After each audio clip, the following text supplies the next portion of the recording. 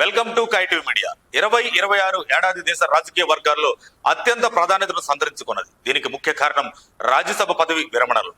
ఈ ఏడాది రీరైట్ అవుతున్న రాజ్యసభ సభ్యుల జాబితాను శుక్రవారం రాజ్యసభ సచివాలయం విడుదల చేసింది.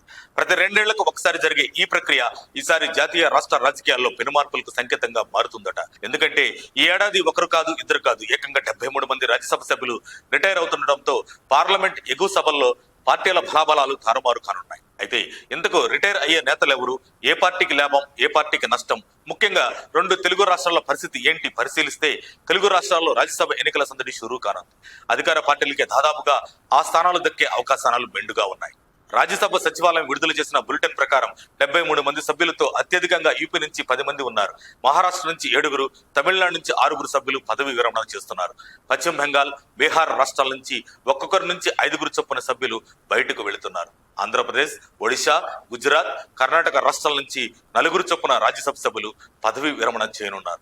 అస్సాం, మధ్యప్రదేశ్, రాజస్థాన్ రాష్ట్రాల నుంచి 3 చొప్పున సభ్యులు తమ పదవీ కాలాన్ని పూర్తి చేసుకుంటున్నారు. తెలంగాణ, ఛత్తీస్గఢ్, హర్యానా, జార్ఖండ్ రాష్ట్రాల నుంచి 2 చొప్పున సభ్యులు పదవి విరమణ చేస్తున్నారు. హిమాచల్ ప్రదేశ్, మణిపూర్, మేఘాలయ, మిజోరాం, అరుణాచల్ ప్రదేశ్, ఉత్తరాఖండ్ రాష్ట్రాల నుంచి ఒక్కొక్కరు చొప్పున సభ్యులు పదవి విరమణ చేయనున్నారు.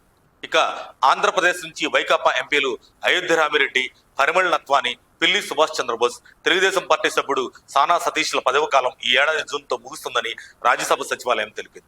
ఈ 4 స్థానాలు రాబోయే ఎన్నికల్లో అధికార కూటమి పార్టీకి దక్కనున్నాయి. ఇక తెలంగాణ విషయానికి వస్తే బీఆర్ఎస్ సభ్యుడు కేఆర్ సురేష్ రెడ్డి, కాంగ్రెస్ పార్టీకి చెందిన కేశవరావు రాజీనామాతో జరిగిన ఉప ఎన్నికలో గెలుపొందిన సీనియర్ న్యాయవాది అభిషేక్ సంఘవి సైతం ఏప్రిల్ 9న రిటైర్ కానున్నారు. తెలంగాణలో ఉన్న 2 రాజ్యసభ స్థానాలను కాంగ్రెస్ పార్టీ గెలుచుకునే అవకాశాలు మెండుగా కనిపిస్తున్నాయి. మొత్తం మీద తెలుగు రాష్ట్రాలతో పాటుగా పలు రాష్ట్రాల్లో రాజ్యసభ ఎన్నికల సందడి మొదలు కానుంది. ఈసారి తెలుగు రాష్ట్రాల నుంచి ఎవరు ఎన్నిక అవుతారనేది పొలిటికల్ సర్కిల్స్ లో ఆసక్తికరంగా మారింది.